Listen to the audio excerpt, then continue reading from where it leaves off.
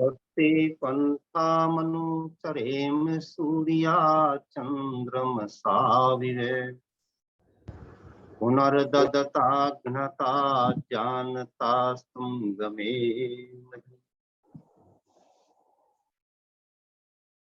मंचासीन परम आदरणीय और हमारे भारत को समझो अभियान के राष्ट्रीय संरक्षक कार्य पुरुषोत्तम मुनि जी, हमारे राष्ट्रीय उपाध्यक्ष आदरणीय वेद प्रकाश शर्मा जी, आदर और सम्मान के योग्य हमारे राष्ट्रीय कोषाध्यक्ष माननीय अनिल नरूला जी, मंच का सफल संचालन कर रहे हमारे सदाबहार संयोजक आयोजक महोदय माननीय प्रिय बंधु लखनलाल आर्य जी, अपनी विद्वता और शालीनता के लिए विशिष्ट स्थान रखने वाले आदरणीय डॉक्टर व्यासनंदन शास्त्री जी, मंच पर उपस्थित श्रद्धेया माता जी आर्यचंद्र कांता जी, विमलेश जी और सभी सम्मानित ज्येष्ठ श्रेष्ठ वरिष्ठ जन। बहुत अच्छा विषय अभी हम सुन रहे थे श्रद्धेय आचार्य जी के मुखारविंद से। अच्छा मार्गदर्शन हमको मिल रहा था, मैं उनका हृदय से अभिनंदन करता हूं। आज ज्योतिबा फुले जी का जन्म दिवस है और उस अवसर पर एक अच्छी चर्चा को रखने के लिए आदरणीय लखनलाल आर्य जी का भी एक बार फिर से अभिनंदन करता हूं। सचमुच यह विषय हमारे लिए बहुत ही प्रासंगिक है। इस विषय पर आने से पहले इसी के साथ जोड़ते हुए एक बात कहना चाहूंगा कि 8 अप्रैल 1929 को जब हमारे वीर क्रांतिकारियों ने देश के लिए काम करते हुए राष्ट्रीय असेंबली पर बम धमाका किया था, तो आपको भली प्रकार ज्ञात है कि उसमें कौन कौन लोग सम्मिलित रहे थे। हमारे शहीद आजम भगत सिंह, बटुकेश्वर दत्त जी, उनके साथी उसमें सम्मिलित थे। इस घटना कांड का जो चश्मदीद गवाह बना था वो व्यक्ति शोभाराम नाम का व्यक्ति था, जो सरकारी गवाह बना था। और उस जयचंद ने अपने देश के क्रांतिकारियों के लिए फांसी पर उन्हें चढ़वाने के लिए अंग्रेजों की सहायता की थी। अंग्रेजों ने जब दिल्ली को बसाने की वृहत योजना बनाई थी, जिसको आजकल हम लुटियंस दिल्ली के नाम से जानते हैं, इस लुटियंस दिल्ली के बड़े ठेकेदार के रूप में शोभाराम को टेंडर दिए गए। 2 रुपए गज के हिसाब से उस व्यक्ति ने उस समय आधी दिल्ली को खरीद लिया था। सरकारी पैसा था, सरकारी पैसे से वह ऐश कर रहा था। अंगूठा टेक आदमी को अंग्रेजों ने अपने राजा के हैप्पी बर्थडे के अवसर पर 1944 में सर की उपाधि से सम्मानित किया था। कहना ये चाह रहा हूं कि इन गद्दारों ने देश का अहित किया, और जब देश आजाद हो गया तो उसके पश्चात भी सत्ता जिन लोगों के हाथों में आई वो हमारी आपकी पीड़ा का एक साझा विषय है। और उसमें इन लोगों ने किस प्रकार सहायता की थी वो आज के विषय से जुड़ करके स्पष्ट हो जाएगा। इसी व्यक्ति के 3 बेटे थे और 5 बेटियां थीं। एक बेटे का नाम, इनमें से शोभाराम के बेटे का नाम खुशवंत सिंह था, जो कि बहुत बड़ा पत्रकार हुआ। और उस पत्रकार ने भी 1977 में 75 में जब देश में इंदिरा गांधी ने इमरजेंसी लगाई थी तो उसका भी समर्थन किया था। उसके बाप को यदि उस समय सर की उपाधि प्राप्त हुई थी तो इंदिरा गांधी ने भी उसको राज्यसभा का सांसद बना दिया था। 1980 से 1986 तक राज्यसभा का सांसद रहा। यानी कि जो देश विरोधी गतिविधियों में सम्मिलित हुए उनको देश के आजाद होने के बाद भी इस तरीके से पुरस्कार दिए गए।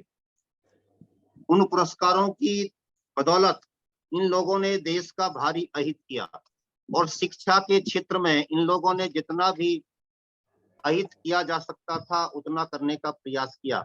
इन लोगों ने अपने आप को देश के उन क्षेत्रों से जोड़ने का प्रयास किया और स्थान प्राप्त करने में सफलता प्राप्त की जहां से देश की शिक्षा नीति का सत्यानाश हो सकता था।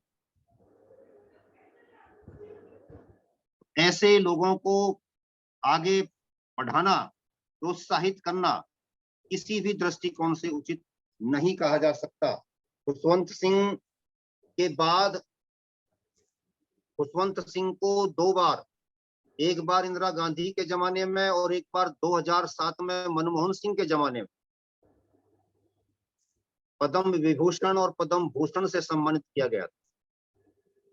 ये देखिए, जिन लोगों ने देश के लिए काम किया, देश के लिए सर कटवाए, उनकी बहनें, उनकी बेटियां, वो क्रांतिकारी, वो वीरांगनाएं इस देश में, जैसे कि हमने इस मंच से पहले बताया था नीरा आर्या के बारे में, और बहुत से लोग रहे हैं, सरदार भगत सिंह के परिवार वाले लोग भी रहे हैं, जो बहुत परेशानी का जीवन काटते काटते संसार से विदा हुए। और इन लोगों को वो सारी सुविधाएं दी गई जो दी जानी चाहिए, जो नहीं दी जानी चाहिए।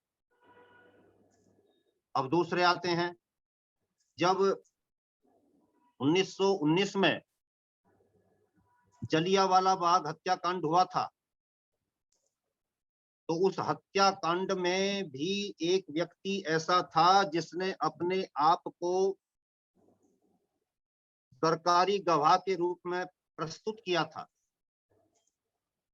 और वह जनाब थे कुंज बिहारी थापर। कुंज बिहारी थापर, और इन्हीं के परिवार में, इन्हीं की संतानों में आगे चल करके जो 3 बेटे इनके हुए उनमें से एक का नाम दायराम था। और दायराम जो थे उन जनाब के बेटी ही आजकल रोमिला थापर के नाम से जानी जाती है, जिसने माइकल ओडवायर को मरवाने से पहले देश के साथ गद्दारी करते हुए सरकारी गवाह बनकर देश के साथ अपघात किया, राष्ट्रघात किया। उसके बच्चे ने, उसकी पोती ने, यानी उसके बेटे दायराम की बेटी रोमिला थापर ने देश के इतिहास को बदल करके रखने में सबसे बड़ी भूमिका निभाई है और सबसे घातक भूमिका निभाई। आर्यों को विदेशी कहना, आर्यों की संस्कृति को पशुओं की संस्कृति कहना, और खुल्लम खुल्ला उनको मांसाहारी, गऊ का मांस खाने वाला, नीच से नीच कार्य करने वाला, ऐसा सिद्ध करने में इसी कर्ण थापर की पोती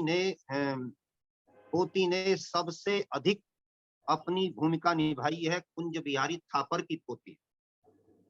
एक दूसरे कर्ण थापर भी होते हैं, वो भी इसी परिवार से हैं, जो इनके भाई लगते हैं रोमिला थापर के।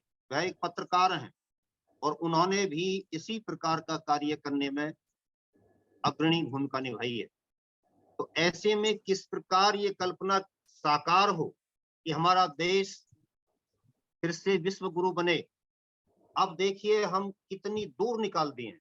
अभी एक प्रमोद जी शायद इस पर कर रहे थे कि आप दलित शब्द को, जो कूट रचित शब्द है, क्या उसका समर्थन करते हैं? आचार्य श्री से वह पूछ रहे थे। तो ये जो शब्द गढ़े गए हैं, कोई दलित कहता है, कोई शोषित कहता है, कोई पिछड़ा कहता है, कोई अगड़ा कहता है, पता नहीं क्या क्या शब्द रख करके इस देश में जाति को देश के संविधान ने बहिष्कृत कर दिया। उसने कह दिया कि जाति, मजहब, लिंग के आधार पर लोगों के बीच किसी प्रकार का कोई भेदभाव नहीं किया जाएगा, परंतु इसके उपरांत भी इन सब के आधार पर भेदभाव किया जा रहा है। और राजनेताओं ने रास्ता निकाल लिया है, चोरी का दरवाजा खोल लिया है। चोरी के दरवाजे से वो सीधे सीधे किसी जाति विशेष का नाम लेकर के, ना लेकर के मंचों से या तो ओबीसी के नाम से दहाड़ मारते हैं, या फिर अपने आप को अगड़ों का समर्थक कहकर दिखाते हैं, या फिर पिछड़ों का दिखाते हैं। इस तरीके से समाज का वो चिंतन इस देश से बहुत दूर कर दिया गया, जिसकी कल्पना हमारे यहाँ पर अंत्योदयवाद के रूप में की गई, जो विकास की पंक्ति में सबसे पीछे पड़ा है।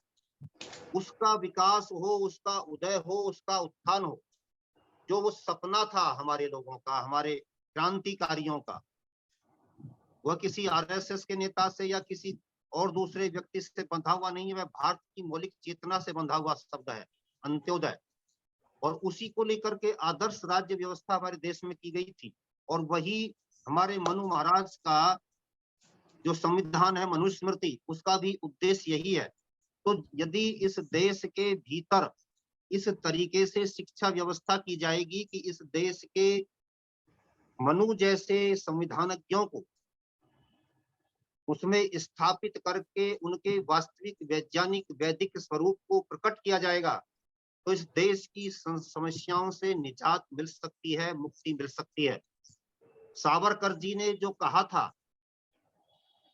कि हिंदुओं का राजनीतिकरण, राजनीति का हिंदूकरण और हिंदुओं का सैनिकीकरण, ये एक स्लोगन बना करके हमने जितनी उपेक्षा हमने सावरकर की, मैं आप जैसे लोगों की बात नहीं कर रहा हूं, मैं एक सामूहिक बात कह रहा हूं जो शासन के स्तर पर हुई। आज के शासन को भी उससे मुक्ति दे रहा हूं। मैं ये कह रहा हूं कि उन लोगों ने जिस प्रकार से सावरकर जी की उपेक्षा की और उनको ले जाकर के उपेक्षा की भट्टी में फेंक दिया, उन्होंने उसी प्रकार से उनके आदर्शों की, उनके मंतव्यों की और उनके राजनीतिक नारे की भी उपेक्षा की। यदि यह नारा इस देश का राष्ट्रीय संकल्प बन जाता कि हिंदू राजनीति का हिंदूकरण करेंगे, हिंदूकरण का अभिप्राय है कि राजनीति का वैदिकीकरण होगा, आर्यकरण होगा, अर्थात उसमें मनुस्मृति के उन सारे श्लोकों को पूर्ण व्यवस्था दी जाएगी, स्थान दिया जाएगा, जो किसी न किसी प्रकार से देश का कल्याण कर सकते हैं, मानवता का कल्याण कर सकते हैं। वेद का वह सारा चिंतन, वेद की वह सारी मान्यताएं इसमें समाविष्ट होंगी, जो किसी न किसी प्रकार से मानवता का और इस राष्ट्र का कल्याण कर सकती हैं। प्रत्येक प्राणी के हित चिंतन के लिए जो सर्वे भवन्तु सुखिनः सर्वे सन्तु निरामया की वेद की बात करता हो, जो वसुधैव कुटुंबकम के आदर्श को लेकर के आगे बढ़ता हो, प्रणवंतो विश्वार्यम की बात करता हो, जो इंद्रम वर्धन्तो अपुरः की बात करता हो, ऐसे चिंतन को लेकर के इस देश का राष्ट्रीय शिक्षा आयोग काम करेगा। यदि यह चिंतन इसमें रखा जाता तो हम मानते कि देश में राजनीति का हिंदूकरण हो रहा है, और यह हिंदूकरण ही वास्तव में इस देश की समस्याओं का समाधान है।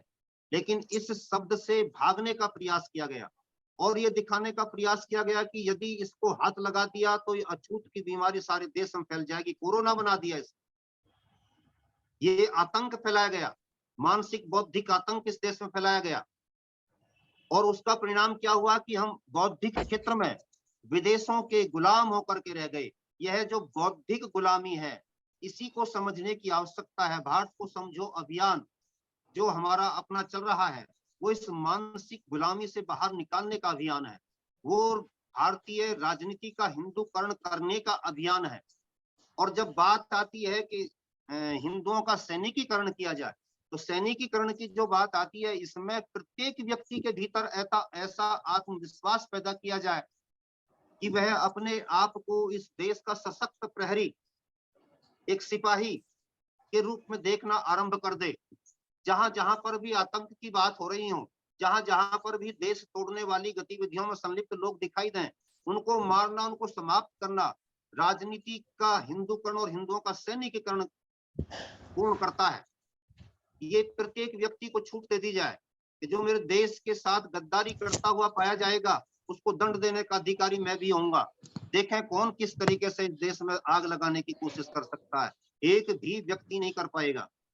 इस देश में आज भी यदि इजराइल के पैटर्न पर काम करना आरंभ कर दिया जाए, तो जो आचार्य श्री यहाँ पर चर्चा रख रहे थे और हम जो आज अपने उस महापुरुष का इस मंच के माध्यम से स्मरण कर रहे हैं, तो ज्योतिबा फुले के नाम से इतिहास में जाने जाते हैं और जिन्होंने आजीवन इसी काम के लिए अपना सर्वस्व समर्पित करके जीवन जिया, जिन्होंने अनेक संगठन इस तरीके के खड़े किए। 1848 में जब केवल 21 वर्ष की अवस्था थी, 21 वर्ष की अवस्था में विद्यालय खड़ा कर दिया और जब उसमें पढ़ाने के लिए कोई महिला ना मिली तो अपनी पत्नी सावित्री जी को ही उसमें विद्यालय में नियुक्त किया। उनको सबसे पहला शिक्षक शिक्षिका होने का सम्मान प्राप्त है। परंतु मैं यहाँ पर एक बात ये भी कहता हूँ कि वह स्वतंत्र भारत में तो नहीं, 1848 में परतंत्र भारत की पहली शिक्षिका हो सकती हैं, परंतु यदि भारत के प्राचीन वैभव में पूर्ण कालखंड में जाएं, आर्यों के कालखंड में जाएं, तो ऐसी अनेक ऋषिकाएं हुई हैं जिन्होंने इससे भी बढ़कर के अपना काम किया। परंतु आज जिस महापुरुष का और उनकी जीवन संगनी का स्मरण हम यहाँ पर कर रहे हैं, उन्होंने अत्यंत विषम परिस्थितियों में झंडे को उठाने का काम किया। इसलिए वह जितना उनका अभिनंदन हो सकता है, जितना वंदन हो सकता है, नमन हो सकता है, उतना हमको करना चाहिए। किसी भी दृष्टिकोण से उनसे वह उनका सम्मानपूर्ण स्थान हम छीन नहीं सकते। किसी भी प्रकार से कोई छोटी टिप्पणी उन पर नहीं कर सकते। आज उन्होंने जिस दर्शन को, जिस सोच को, जिस चिंतन को लेकर के हमको जगाने का काम उस समय किया, उसका परिणाम ये हुआ कि हमारे देश में हम आज स्वाभिमान के साथ बहुत सारे कामों को करने में सक्षम हुए हैं। मैं 2-3 मिनट में बात समाप्त करने की तरफ जा रहा हूँ। आदरणीय लखनलाल जी से अनुमति चाहता हूँ, यदि समय है 7 मिनट, 5 मिनट नहीं 7 मिनट दिए हमने आपको, 7 मिनट। अच्छा ठीक, धन्यवाद धन्यवाद। हम तो मैं ये कहना चाह रहा हूँ यहाँ पर कि राजनीति का हिंदूकरण और हिंदुओं का सैनिकीकरण जो अभियान है, इसमें हम ज्योतिबा फुले जी को भी बाहर रख करके नहीं देखेंगे।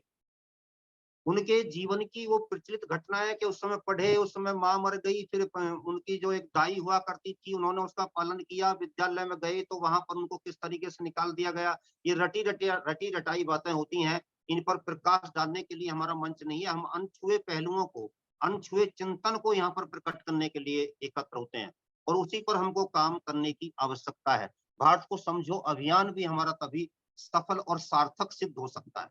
मैं यहाँ पर दूसरी बात एक ये कहना चाहूंगा, जो चिंता अभी यहाँ पर की जा रही थी कि हम किस तरीके से अपने देश का उत्थान कर सकते हैं, किस तरीके से हम गुरुकुलों की स्थापना करके अपने काम को पूर्ण कर सकते हैं, मैं उसके बारे में भी कहूंगा। ज्योतिबा फुले जी ने जो विद्यालय का शुभारंभ किया था, उसको आज बड़े स्तर पर गुरुकुलों के रूप में स्थापित करने की आवश्यकता है। लेकिन हमारे देश के भीतर समस्या क्या हो गई है, हम प्रत्येक कार्य के लिए शासन की तरफ देखते हैं, सोचते हैं कि शासन करके जाए, शासन के लोग जो बैठे हैं वो कर दें, प्रशासन वाले लोग कर दें, हम कुछ नहीं करें।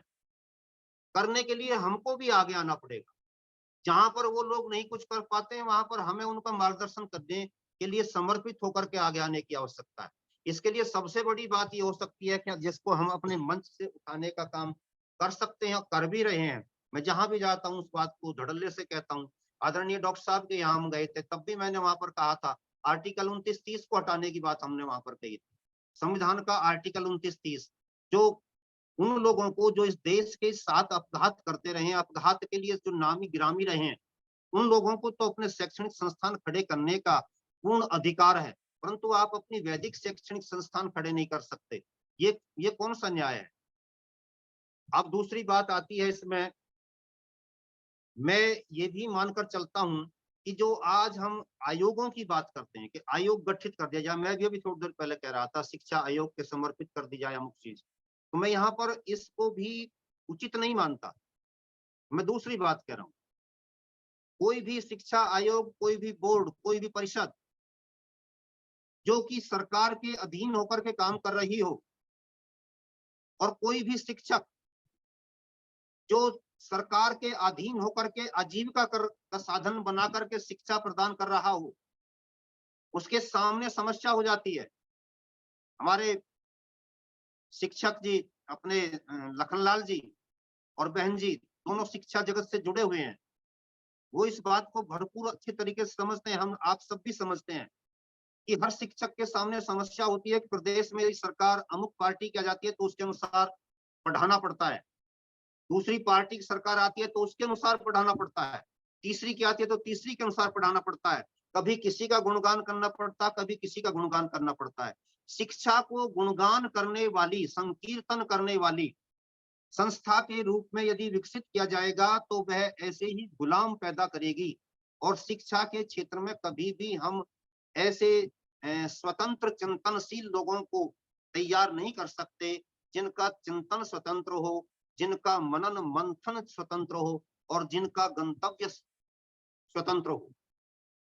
इसलिए आवश्यकता इस बात की है कि हमारे यहाँ पर जिस प्रकार से प्राचीन काल में शिक्षा को, विद्या के क्षेत्र में काम करने वाले लोगों को पूर्ण स्वाधीनता होती थी, उनके ऊपर सरकार का संरक्षण तो होता था, पर वो किसी आरक्षण के चक्कर में पड़ करके उसका लाभ लेकर के वहां नहीं पहुंचते थे। वो अपने बलबूते पर वहां पहुंचते थे, अपनी बौद्धिक क्षमताओं के आधार पर जो चिंतन वह दिया करते थे, सरकार उसमें कोई हस्तक्षेप नहीं करती थी। यहाँ तक कि चक्रवर्ती सम्राट भी उसमें किसी प्रकार का हस्तक्षेप करने का साहस नहीं करता था। जब ये सरकार, जब ये देश का शासन, जब इस देश की शासन व्यवस्था, जब इस देश की राज्य व्यवस्था इस प्रकार से शिक्षा को, विद्या के क्षेत्र में काम करने वाले लोगों को स्वतंत्रता प्रदान करेगी, स्वाधीनता प्रदान करेगी, उनके चिंतन पर किसी प्रकार का पहरा नहीं लगाएगी, उनके चिंतन को अपने चंद सिक्कों से खरीदने का नाटक नहीं करेगी, तब तक हम एक ऐसा स्वतंत्र चिकित्सा शिक्षा क्षेत्र का निकाय खड़ा करने में सफल नहीं हो सकते जो वास्तव में मानव निर्माण कर सकता हो। अभी तक हम जो देख रहे हैं इस देश में, जब से स्वतंत्रता प्राप्त हुई है तब से लेकर के आज तक जो भी कार्य होता रहा है, वह सारा का सारा कार्य किसी ना किसी विचारधारा को लेकर के होता रहा, और इससे हम विचारधारा से जुड़े हुए लोगों को तैयार करते हैं जो अन्य लोगों पर किसी ना किसी प्रकार से अपना वर्चस्व स्थापित करने का, गुलामी से भरा हुआ कार्य करने का काम करते रहते हैं। हमें ऐसी व्यवस्था नहीं चाहिए।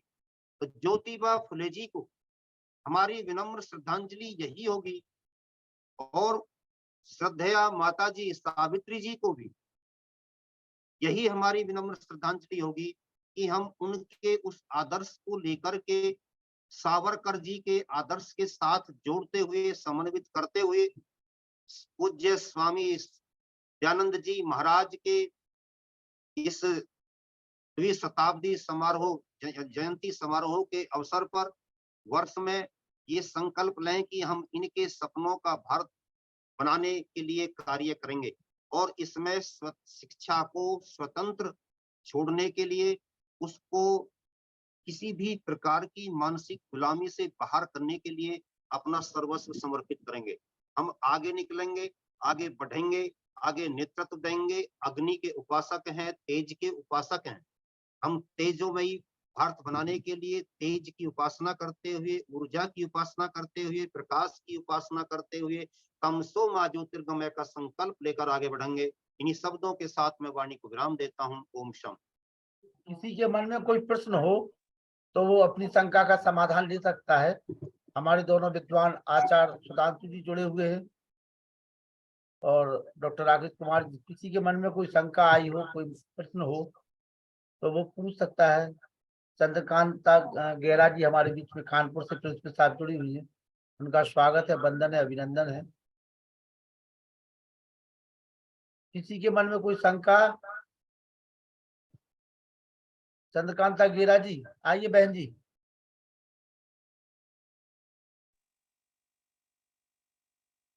जी बहन जी। जी जी नमस्ते जी। नमस्ते, आइए बहन जी, आइए। जी हाँ, आदरणीय डॉक्टर साहब ने भी सुधांशु जी ने भी जो कहा गुरुकुल के विषय में, निश्चित रूप से आवश्यकता तो है। हम लोग कितना क्या कर सकते हैं, आदरणीय डॉक्टर साहब ने जैसा कहा कि पूरा प्रयास करेंगे हम लोग इस विषय में। और निश्चित रूप से जैसा उन्होंने बताया कि किन लोगों को पुरस्कार और सम्मानित किया गया, और डॉक्टर मीरा जी जैसी जिनके साथ मैंने आदरणीय राकेश जी को सुना था या आर संदेश टीवी में, उन्होंने उनके बारे में बहुत ही विस्तार से बताया था कि इस तरह उनके साथ बहुत ही हिंसात्मक रूप से उनकी चेस्ट वगैरह काट के और किस तरह उनको पीड़ा गई, मैं शब्दों में नहीं कह सकती। निश्चित रूप से उन लोगों को नहीं पुरस्कार मिला, उनको कुछ भी, उनकी इतनी यातनाएं मिली।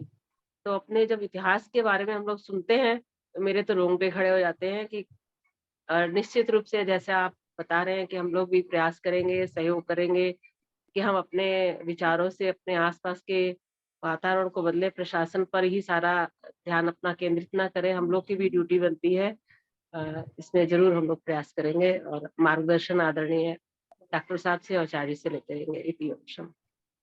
धन्यवाद। राष्ट्रपति पुरस्कृत शिक्षक चंद्रभान सेन जी पन्ना, काफी समय के बाद आना हुआ। चंद्रभान सेन जी पन्ना, राष्ट्रपति पुरस्कृत शिक्षक, आइए बड़े भाई चंद्रभान सेन जी। पन्ना नरेश, जहाँ हीरो की खान है वो आप सो रहे हैं, जागिए पन्ना नरेश, जागिए। चलिए, जब तक वो जागते हैं तब तक पंडितों के महापंडित केवल 2 मिनट के लिए, केवल 2 मिनट संबोधन नहीं करना है, आप अपनी बात रख दीजिए। संबोधन तो बहुत हो गया, पिछले 2 वर्षों से हो रहा है जी। बहुत बहुत धन्यवाद। अभी हमारे आचार्य सुधांशु जी एवं भारत को समझो अभियान के राष्ट्रीय प्रणेता महान इतिहासकार डॉक्टर राकेश कुमार जी के 2 उद्बोधन बड़े ही महत्वपूर्ण रहे हैं। इन दोनों विद्वानों ने जो बातें कही हैं, निसंदेह हम सब उनके कार्यों को, अर्थात ज्योतिबा फुले ने जो शिक्षा व्यवस्था की नींव एक तरह से समझे रख दी है, और सावित्री देवी जो उनकी धर्मपत्नी रही हैं, महिलाओं में प्रथम शिक्षिका का दर्जा पाने वाली, और साथ ही साथ शिक्षा जगत में अपनी महत्तम योग्यता और साथ साथ योगदान करने के लिए हम दोनों को बहुत बहुत धन्यवाद और आभार तथा उनकी दिवंगत आत्मा की सद्गति और शांति के साथ श्रद्धांजलि समर्पण की बात हम लोगों को करनी भी चाहिए। और उनकी विशेष यही श्रद्धांजलि है कि उनके कार्यों को आगे बढ़ाएं। महर्षि दयानंद सरस्वती जहाँ शिक्षा के पक्षधर थे और स्वामी श्रद्धानंद जैसे उनके शिष्य ने उन्हें आगे बढ़ाने का काम किया। अपनी पुत्री के लिए जालंधर में आर्य कन्या विद्यालय की स्थापना करके आज वो बहुत बड़ा विद्यालय बन गया है। आर्य समाज शिक्षा के लिए जहाँ कन्या गुरुकुलों की स्थापना करके इस पर आगे बढ़ाने का काम किया है। इन दोनों को लक्ष्य करके आचार्य सुधांशु जी ने जो हिंदू राष्ट्र या आर्यावर्त, इस बात को वो बड़ी गंभीरता से कर रहे थे और डॉक्टर राकेश कुमार जी ने भी उनका पूर्णतः समर्थन किया है। निसंदेह जहां तक मेरा विचार है कि वेदों का जब तक प्रचार प्रसार उन सामान्य जनों के बीच नहीं होगा, हम भाषण करते रह जाएंगे लेकिन हमारी कल्पना शक्ति या हमारी भावनाएं उन तक नहीं पहुंच पाएंगी। इसलिए आवश्यकता है कि जिनको जितना समय मिले, समय बचा करके उन स्थलों पर जाएं जहां पर उनकी बड़ी आवश्यकता है। हम स्थल निरीक्षण भी करें, उनके बीच जाएं जो वेदों को आज भी नहीं जान पाए, वेदों के नाम तक नहीं जान पाए, हम क्या हैं ये नहीं जान पाए। उनके बीच जाकर के यदि हम 10-20 को भी तैयार कर दिया तो उनकी पीढ़ियां ऋणी होंगी। और साथ ही साथ उनका विचार का प्रचार प्रसार, मेरी तो ये भावना रहती है, मैं निरंतर कॉलेज से निकलने के बाद उन स्थलों पर जाता रहता हूँ। अभी तक मैं बाहर रहता हूँ, 10 बजे रात तक मैं बाहर ही प्राय रहता हूँ, ताकि उनके बीच, उन नए लोगों के बीच अपने को जोड़ते जाएं और उनकी समस्याओं का समाधान कर पाए। इसलिए मैं चाहता हूं कि जो लोग भी जितना ही श्रम और साध्य और जितना लोग कर सकते हैं, उनसे आह्वान करता हूं कि आप ऑनलाइन से तो जुड़े ही, और साथ ही साथ यदि समय मिले तो उन तक पहुंचें जो अब तक हमारे वैदिक सिद्धांत से दूर हैं, उनको अपनी बात पहुंचाएं और उनके साथ फोटोग्राफी करें और उनके बीच जाकर के वेदों का प्रचार, धर्म का प्रचार, महर्षि दयानंद का, उनके बीच यज्ञोपवीत संस्कार, और ऐसे लोग जो यज्ञोपवीत संस्कार को जान नहीं पाए उनके बीच यज्ञोपवीत संस्कार करवाएं। ये मेरा अभिलक्ष्य चल रहा है, और तभी हम उन क्षेत्रों में जब वेदों का प्रचार कर पाएंगे, महर्षि दयानंद के पूर्ण सिद्धांत को इस रूप में हम लागू करेंगे। बड़े लोगों के बीच तो सब कर सकते हैं और करता रहता हूँ, लेकिन उनके बीच भी जाना चाहिए जो इन बातों को आज तक नहीं श्रवण कर पाए, न जान पाए। उनके बीच जाकर के अपनी बात रखें, और खास करके महिलाओं को, बच्चों को गायत्री मंत्र की दीक्षा, शिक्षा और दीक्षा दें, कंधे पर यज्ञोपवीत पहनाएं, उनको गर्व अनुभव हो कि मैंने वैदिक धर्म को स्वीकार किया है, आर्य धर्म को स्वीकार किया है। हमको आज तक कोई ऐसा नहीं कर सका, न दिया। बहुत ऐसे लोग बड़े बड़े धनाढ्य हैं, लेकिन यज्ञोपवीत संस्कार नहीं हो पाया। सामाजिक इस प्रकार का संगठनात्मक स्थिति में है, इसलिए उनके बीच भी जा करके उनको ये करना। बड़े बड़े आयोजन, सामूहिक यज्ञोपवीत संस्कार, मैंने कई बार सामूहिक यज्ञोपवीत गरीबों के लिए जो बिल्कुल नहीं कर पाते, उनके बीच अपनी पूरी व्यवस्था देकर उनको संस्कारित करने का काम आज करने की आवश्यकता है। और इस ढंग से जब आप पढ़ेंगे और बढ़ते रहेंगे तो निसंदेह एक बहुत बड़ा वर्ग जो बिल्कुल वेदों से अछूता है, धर्म से अछूता है, ज्ञान से अछूता है, उनको हम जोड़ पाएंगे, और जोड़ करके अपनी बात को कहते हुए आगे बढ़ेंगे। निश्चित ही एक न एक दिन हमारा स्वप्न पूरा होगा, और महर्षि दयानंद सरस्वती के बताए मार्ग पर यह भारतवर्ष आर्यावर्त की ओर बढ़ रहा है। हम अपने को गौरवान्वित कर पा रहे हैं, और शब्द आज हिंदू अवश्य है, लेकिन हिंदू वही है जो हिनस्ति दुष्टान स हिंदू, जो अपने अंदर की हीन भावना से दूर हटकर और सर्वे भवन्तु सुखिनः और तमसो मा ज्योतिर्गमय की बात को हमें उनके बीच लाना होगा। और दूसरी बात है कि इस प्रकार से हिनस्ति दुष्टान और हीन भावनात् यह मनुष्य दूरम भवति स हिंदू, इस प्रकार के विचारों को कि उनके बीच में हीन भावनाएं नष्ट हों, और साथ ही साथ दुष्ट विचार जो अपने अंदर हैं उसको भी नष्ट करें, और कुछ ऐसे लोग जो उनके पीछे पड़ के धर्मांतरण कर रहे हैं उन तक पहुंचे। मैं तो मुसलमानों के बीच जाकर के बोल रहा हूं कि भाई ऐसा क्यों करते हो, मुसलमान ईमान अपने को कहते हो, बड़े बड़े इमामों के बीच, बड़े बड़े पादरियों के बीच, और खास करके मुल्लाओं के बीच मैं जब व्याख्यान देता हूं तो वे लोग तो उंगली दबा रहे हैं कि भाई वेदों में इतना ज्ञान है। हम लोग तो वेदों को और आर्य समाज को इस नजर से देखते थे। हमने कहा कि आओ बैठो, सत्या प्रकाश पढ़ो, ज्ञान लो और अपने को आर्य घोषित करो। ये जब तक हमारा कार्य नहीं चलेगा तब तक हमारा स्वप्न अभी दूर है। हम चाहते हैं कि लोग जुड़ें, अपने कार्य को इस रूप में करें, और जहां तक जैसा आह्वान है और यहाँ से जुड़ करके जो ज्ञान प्राप्त कर रहे हैं उसको अधिक से अधिक लाभान्वित करें, यही मेरा अनुरोध है। इन्हीं शब्दों के साथ बहुत बहुत धन्यवाद। ओम शांति। चलिए, बहुत बहुत धन्यवाद। मैं निवेदन करूंगा मुनि पुरुषोत्तम वानप्रस्थ जी से, आइए 2 मिनट।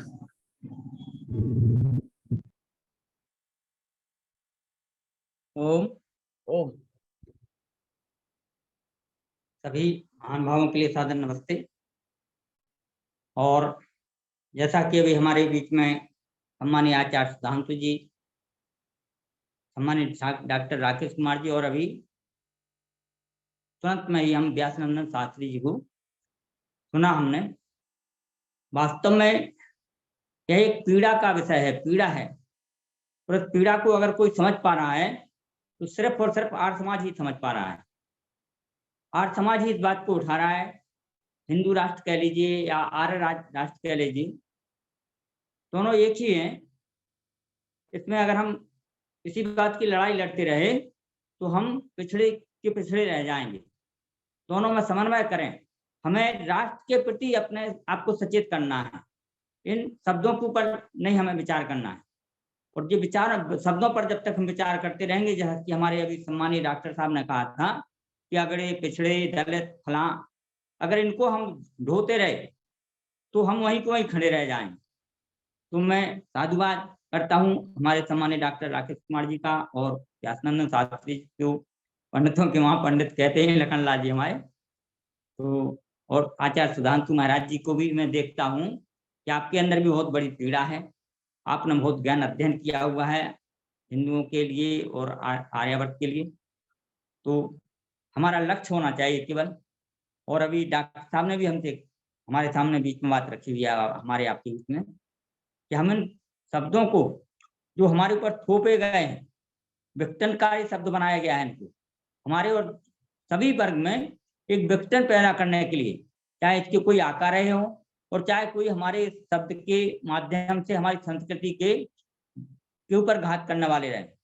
इन्होंने कोई अच्छा काम नहीं किया हुआ है, और हम जब तक इस बात को नहीं समझ जाएंगे तब तक हम इन भाइयों को अपना नहीं कह पाएंगे, और इन्हें जोड़ करके पुनः अपनी उसी व्यवस्था में, मैं देखता हूँ एक पुस्तक पढ़ रहा था मैं, विश्व गुरु के रूप में हमारा भारत, और वास्तव में डॉक्टर साहब ने इसमें बहुत अच्छी व्यवस्थाएं दी हुई हमारे लिए।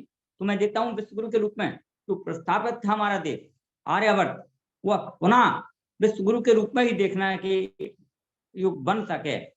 इसके लिए हम सबको मिलकर के उन भाइयों को अपने गले लगाना पड़ेगा, उनको उस कुंठा से अलग करना पड़ेगा जो बीजारोपण उनके दिल दिमाग में बैठा दिए गए। वो तो हमारी चर्चा होती है लखनलाल जी से कई बार, तो वो इस बात को सुनना को पसंद ही नहीं। तो कहीं ना कहीं इसमें हम लोगों की गलतियां हैं कि हम उनको या तो बता नहीं पा रहे हैं, या फिर उनके अंदर जो एक ऐसी भावना पैदा कर दी गई है उसको नहीं समझा पा रहे हैं कि ये राष्ट्र के लिए, पूरे समाज के लिए नहीं, पूरे राष्ट्र के लिए ही घातक है ये बात। तो हम सब मिल करके उनके साथ में वह व्यवहार करें जो हम अपने भाइयों के साथ में, भाई के साथ में करते हैं, भाई भाई के साथ में करते हैं। उनको बताने की कोशिश करें, प्रेम से उनको समझा, प्यार से समझा, क्योंकि उनके ऊपर आक्षेप तो बहुत हो चुके हैं, बहुत से व्यंग भी कसे जा चुके हैं, और कष्ट होता है हालांकि कभी कभी। तो हमारा लक्ष्य होना चाहिए केवल कि हम स्वर्णिम भारत को पुनः स्थापित करने के लिए इन बातों को ध्यान में रखें। और जैसा कि हमारे महापुरुषों की चर्चा अभी नहीं हुआ करती थी, लेकिन आर्य समाज के मंचों से हुई है। डॉक्टर साहब इसके बारे में बार बार, जैसे आज ज्योतिबा फुले जी ये चर्चा करते हैं, कोई भी अगर ऐसा महापुरुष हुआ है जिसने वास्तव में समाज के लिए, समूची मानव समाज जाति के लिए, ऐसा नहीं कि एक वर्ग के लिए, और अगर उन्होंने काम किया है तो वो हमारे लिए वंदनीय है, स्मरणीय है, और उनके हम जो कृत हुए हैं उनके माध्यम से उनको हम लोग समझें और सबके साथ में सामंजस्य बना के चलें। यही हम लोगों का, हमारी सफलता का राज है। और विश्व गुरु के रूप में हम पुनः भारत को देखना चाहते हैं तो हमें इन बातों को अपनाना भी पड़ेगा। ओम जी। आइए शांति पाठ। चलो यार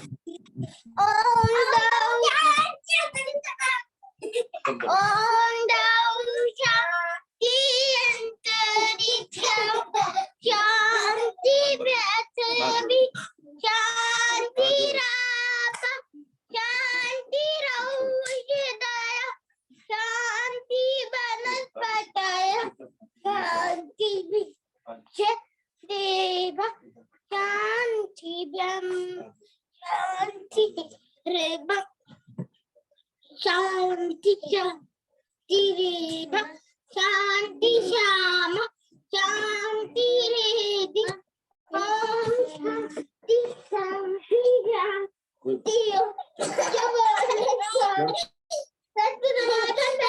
शांति गुरु आनंद की जय, मर्यादा पसंद श्री राम चंद्र की जय, चंद्र की मंदिर लेकर राम की जय, स्वामी सदानंद की जय, स्वामी आत्मानंद की जय, भारत माता की जय, गौ माता की रक्षा हो पालन, सारे समाज अमर रहे, देश की ज्योति जलती रहे, ओम का झंडा ऊंचा रहे, पारियों के महाकुंभ और भारत को अभियान की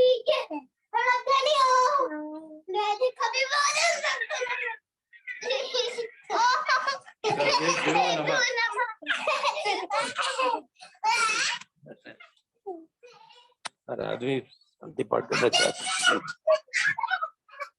चलिए शुभ रात्रि सभी को। और आचार्य सुधांशु जी को आप 2-4 दिन लगातार सुनेंगे आचार्य सुधांशु जी को नए नए विषयों के साथ। शुभ रात्रि।